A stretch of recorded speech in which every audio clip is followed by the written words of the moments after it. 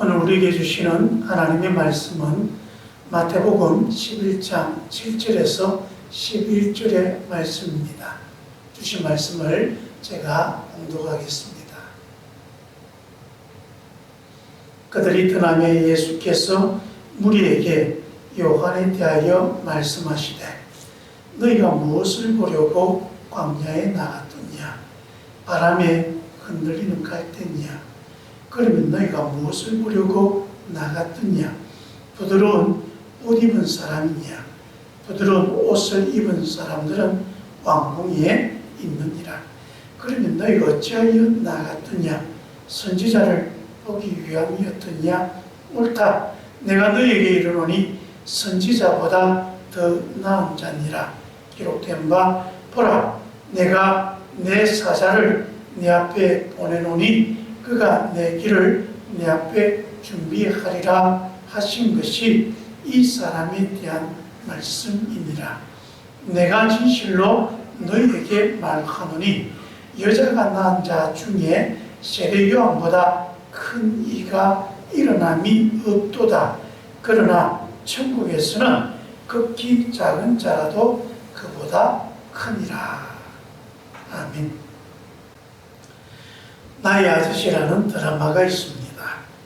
이 드라마의 주제곡 중에 어른이라고 하는 노래가 있는데 부르기도 하고 또 듣기도 합니다. 그럴 때마다 참 감동을 느끼고 눈시울이 적시십니다.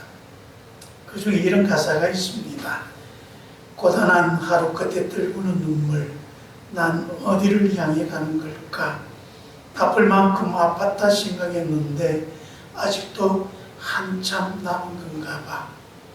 이 넓은 세상에 혼자인 것처럼 아무도 내 마음을 보려 하지 않고 이제는 너무 멀어진 꿈들, 이 오랜 슬픔이 그치기는 할까? 언젠가 한 번쯤 따스한 햇살이 내게도 내릴까? 우리 모두 열심히 살아가는데 그러다 문득 이런 생각이 듭니다. 사는 게 뭘까? 열심히, 그래서 고단하게 살아가는데 뭔가 나아지는 것도 없는 것 같고 꿈이 있다고 생각했는데 그 꿈마저 가물가물거리고 좋은 날이 올까? 언젠가 한 번쯤 따스한 햇살이 내게도 내릴까? 그리고 그 햇살은 뭘까? 예수님 당시 이스라엘 백성들 정말 고단하게 살았습니다. 요즘 우리 사는 세상이 어렵다고 하지만 예전에 일제강점기와 또 한국전쟁 때만 하겠습니까? 예수님 당시 이스라엘 백성들 삶이 그만큼 힘들었습니다. 지배자인 로마가 엄청난 세금으로 가진 것을 다 착취해가고 그나마 남은 것은 또 헤롯 왕과 제사장들, 귀족들이 또 가져갔습니다. 세리들이 또 그들의 재산을 빼앗았습니다. 입에 근근히 풀칠하며 살기에도 빠듯한 그런 날들이 이어져 갑니다. 하루하루가 정말 힘듭니다. 죽지 못해 사는 그런 인생입니다. 여러분, 그렇게 살아가는 사람들에게 희망이 있다면 무엇이겠습니까? 그때 세례 요한이라고 하는 사람이 나타나서 하나님의 말씀을 선포합니다. 이스라엘의 회개를 촉구하고 우리를 구원할 메시아가 왔으니 메시아를 맞을 준비를 하라, 그렇게 말합니다. 그에게서 하나님의 말씀이 선포되었습니다. 이스라엘 백성들 당시 세월의 어려움도 있었지만 그보다 더 큰 어려움은 영적인 궁핍함이었습니다. 하나님의 백성이라고 스스로 믿어 의심치 않고 또 성전에 나가서 제사도 지내고 하나님을 섬기고 있었지만 정작 그들은 살아계신 하나님의 말씀을 듣지 못했습니다. 바리새인들이 율법을 해석해서 이것이 하나님의 뜻이라고 가르쳐 주었지만 살아계신 하나님께서 살아계신 음성으로 그분의 계시를 들려주지 않았습니다. 말라기 선지자 이후 약 400년간 이스라엘 백성들은 하나님의 말씀을 듣지 못했습니다. 하나님의 말씀을 가져온 선지자도 없었습니다. 그들은 하나님의 말씀에 굶주려 있었습니다. 하나님의 말씀을 듣지 못한 그 400년이 그들에게는 어둠의 날이었고 슬픔과 절망의 시간이었습니다. 하나님의 말씀이 없던 그 400년간 그 이스라엘의 가장 큰 암흑기였던 것입니다. 하나님의 말씀이 그들을 떠났을 때에 그들의 나라는 빼앗겼고 그들은 고향을 떠나 정처 없이 헤매어야 했습니다. 고향에 다시 돌아왔어도 그들은 또 다른 강대국의 식민지가 되었습니다. 나라 잃어버린 백성들, 그들에게 성전은 다시 지어졌지만 예배는 훼손되었습니다. 성전은 강도의 소굴이 되었습니다. 하나님의 영광이 뜨는 이스라엘은 희망이 없는 그런 땅이었습니다. 이때 세례 요한이 요단강에서 회개를 촉구하는 하나님의 말씀을 선포합니다. 사라졌던 하나님의 말씀이 한 선지자의 입을 통해 다시 들려진 것입니다. 하나님의 말씀이 들려주자 사람들은 광야로 몰려왔습니다. 그들이 광야에서 만난 세례 요한, 그 사람은 야생에 버려진 낙타털로 만든 그런 허접한 옷을 입었고 그것을 가죽끈으로 그저 질끈 매고 있었습니다. 음식 또한 야생의 메뚜기와 숙청을 먹었고 광야의 동굴에서 살았습니다.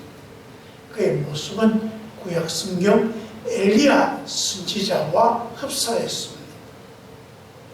그는 무엇을 먹을까, 무엇을 마실까 이런 것에 연연하거나 이것 때문에 염려하거나 걱정하며 살아가지 않고 오직 하나님의 나라와 그의 의를 위하여 헌신하며 살아가는 하나님의 사람이었습니다. 그는 선지자였습니다. 이스라엘 백성들은 광야에서 선지자를 만나고 그의 말을 들었습니다. 그에게서 회개의 세례를 받았고 그들은 삶의 소망을 보았습니다. 그런데 그런 세례 요한이 헤롯에 의하여 감옥에 체포되었습니다. 세례 요한의 제자들은 예수님께 찾아와서 우리가 기다리는 분이 당신입니까? 그렇게 물었습니다. 예수님은 메시아에 대해 예언한 성경 말씀이 이해가 되도록 그들에게 친절히 답해 주었습니다. 그리고 대답을 들은 요한의 제자들은 그 자리를 떠났습니다. 요한의 제자들이 떠난 뒤에 그 자리에 있는 수많은 사람들을 향해서 예수님께서 말씀합니다. 너희가 무엇을 보려고 광야로 나갔느냐? 예수님은 지금 모여있는 그 무리들에게 세례 요한에 대해서 말씀하고 싶으신 것이었습니다. 그래서 물었습니다. 무엇을 보려고 광야로 나갔느냐? 이 물음을 무려 3번이나 반복해서 그들에게 하였습니다. 여러분 왜 이렇게 반복해서 물었겠습니까? 중요하기 때문입니다. 중요하니까 좀 더 신중하게 생각하고 심각하게 생각해서 대답하라는 것입니다. 먼저 예수님은 너희가 바람에 흔들리는 갈대를 보러 광야로 갔느냐고 묻습니다. 당시 세례 요한이 활동했던 요단강 그 강가에는 갈대숲이 무성했습니다. 사람 키보다 더 큰 그런 갈대들이 바람에 휘청거리는 모습을 쉽게 볼 수 있었습니다. 요즘 이런 갈대숲이 있으면 아주 좋은 관광지로 각광을 받아서 사람들이 거기 구경 갈 거라고 줄 서겠지만, 하루 묵고 그렇게 살기에도 빠듯한 이 사람들이 그런 관광 즐길 여유가 있었겠습니까? 예수님의 질문에 그들은 고개를 흔들었습니다. 아닙니다. 우린 지금 갈 때나 구경할 그런 처지가 아닙니다. 우리는 절박한 사람들입니다. 그런데 예수님께서 갈대를 보러 가느냐고 묻는 이 질문 속에는 또 다른 의미가 담겨 있습니다. 바로 너희들이 보기에 세례요한은 갈대 같은 그런 사람이던가, 그저 광야에서 흔히 자라는 볼품없는 갈대 같은 존재인가, 아니면 바람에 이리저리 흔들리며 득대 없이 살아가는 갈대, 때가 되면 말라 비틀어져서 아무짝에도 쓸모없는 그런 갈대, 꺾이고 쓰러져도 누구 하나 눈길 한번 주지 않고 기억도 하지 않는 갈대, 세례요한이 그런 갈대 같은 사람이더냐 라고 묻는 것입니다. 여러분, 요한의 제자도 요한에게 기대를 걸고 있던 수많은 사람들, 또 요한에게서 비로소 하나님의 말씀이 들려지자 이제 우리는 희망이 생겼다고 생각한 그 사람들이 보기에 세례요한의 모습은 어떻습니까? 그는 선지자답게 헤롯의 잘못된 행동에 대해서 하나님의 이름으로 준엄하게 꾸짖었습니다. 그 책임을 물었습니다. 그랬더니 헤롯이 회개하고 하나님의 뜻에 무릎 꿇으면 좋았을 터인데, 그러기는 그냥 도리어 요한을 감옥에 가둬버립니다. 그리고 난 뒤 아무 일도 일어나지 않습니다. 하나님께서 이런 하나님의 뜻을 전하는 선지자를 불의한 사람이 감옥에 가뒀다면 천둥과 벼락으로 감옥을 부숴버리든지, 아니면 하나님의 선지자를 핍박하는 헤롯을 단박에 박살내버리든지 그렇게 하셔야 할 터인데, 놀랍게도 아무 일도 일어나지 않는 것입니다. 그렇게 세례 요한은 무기력하게 감옥에서 언제 죽을지 모르는 불안한 나날을 보내는 죄수가 되어버렸습니다. 이런 세례 요한을 볼 때 사람들은 어떤 생각을 하겠습니까? 요한도 별 볼일 없는 사람이구나.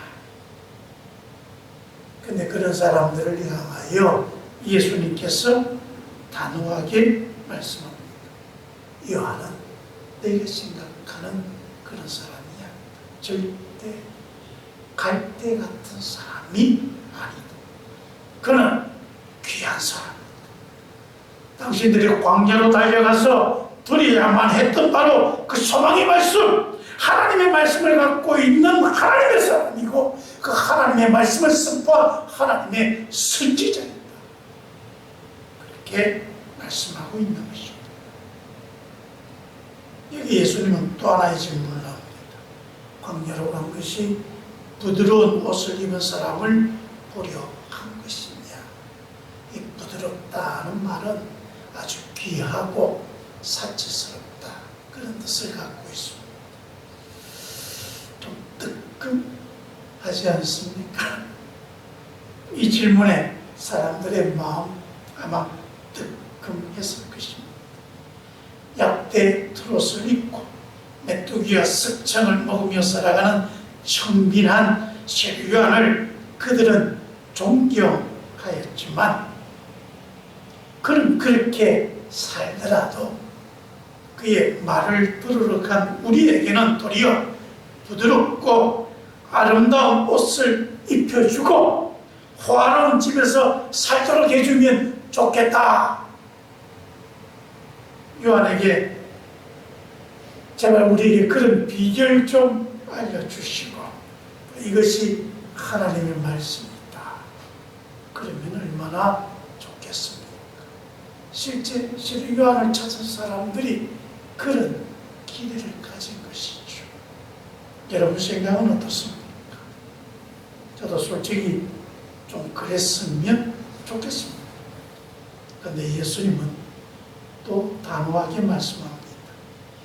부드러운 옷을 입고 호사를 누리는 그런 사람들, 저기 왕궁에 가야 있지, 그런 사람 여기서 찾을 것이 아니라, 하나님의 말씀이 선포되고 회개하며 세례를 받은 이 자리에서 그런 사람 찾을 수 없는 것이다.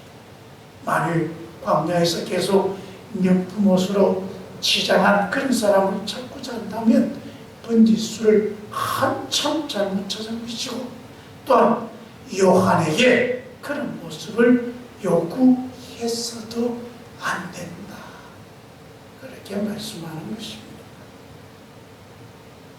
그리고 예수님은 제자 그들에게 또다시 묻습니다. 너희들은 선지자를 보기 위해서 나갔느냐? 그러면서 요한이 하나님이 보낸 선지자라고 말씀합니다. 옳다. 그리고 요한의 사명에 대해 설명합니다. 보라, 내가 내 사자를 네 앞에 보내노니 그가 내 길을 네 앞에 준비하리라. 요한의 사명은 바로 예수님이 그리스도라는 것을 증언하고 이것을 준비하는 것입니다. 그는 그 일을 아주 충실하게 하였습니다.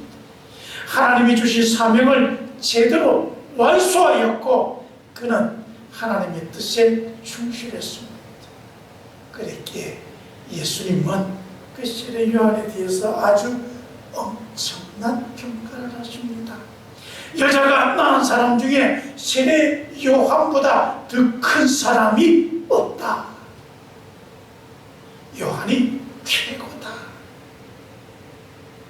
세례 요한은 그만큼 존귀한 사람이다 인정하시는 것이고, 또 그렇게 칭찬하시는 것입니다.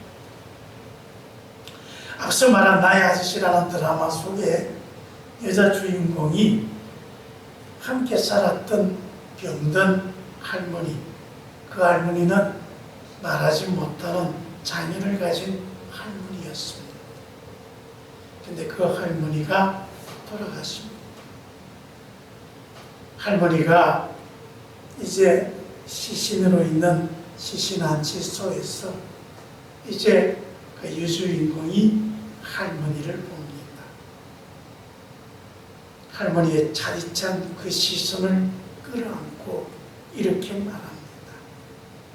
나 할머니 있어서 행복했다. 내 곁에 있어서 고맙다.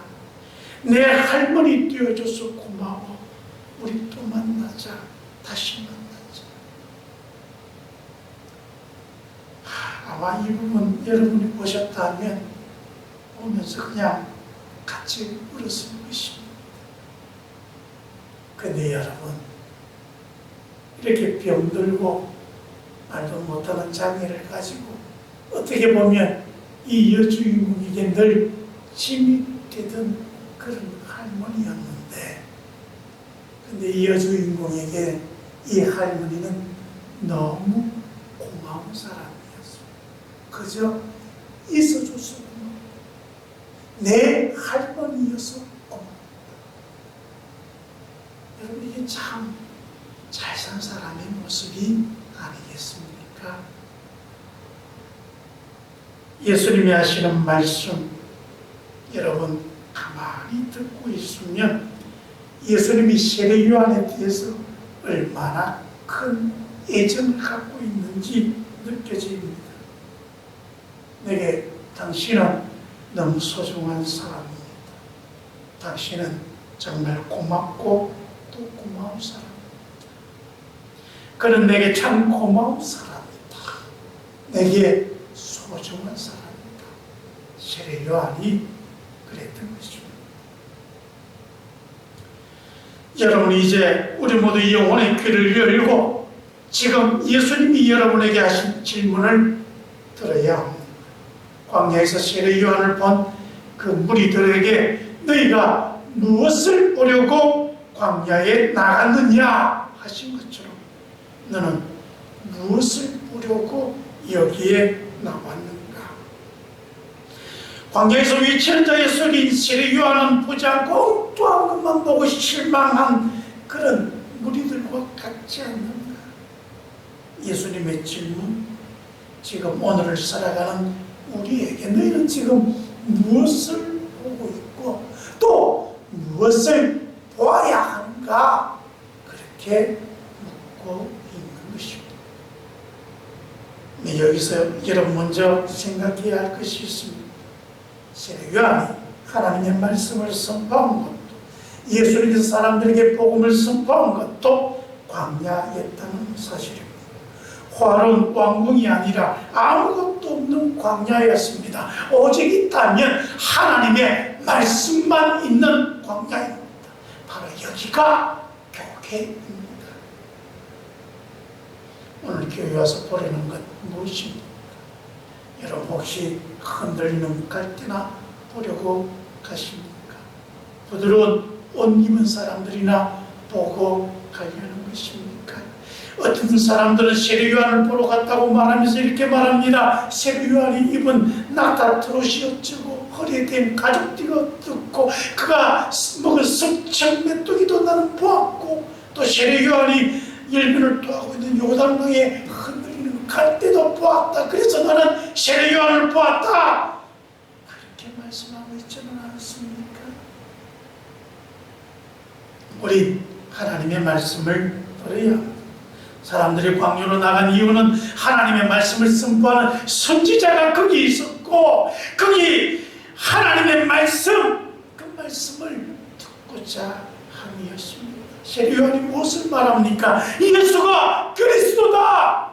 보라 세상계를 지고 가는 하나님의 어린 양이로다. 하나님의 나라가 가까이 왔느니라. 회개하고 하나님의 말씀을 들어야 합니다.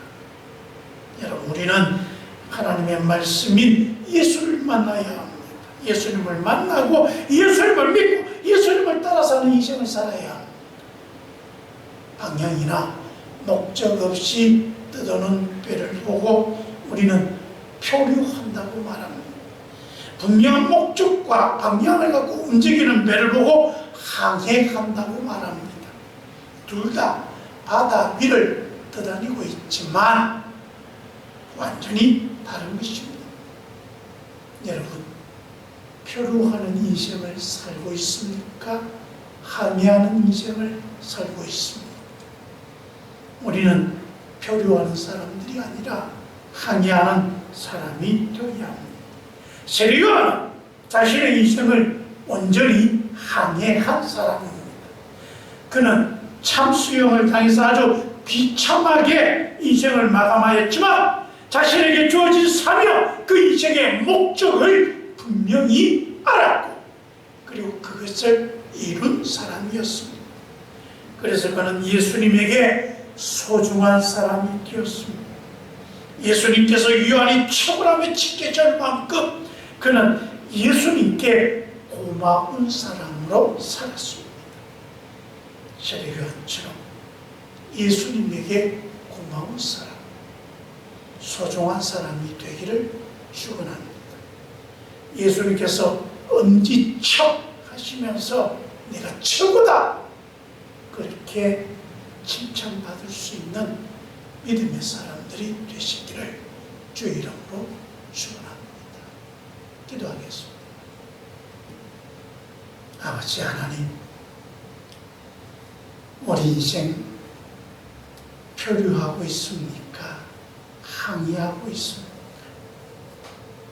우리 인생의 목적지를 분명히 알고 우리 해야 할 사명을 온전히 깨달았습니다.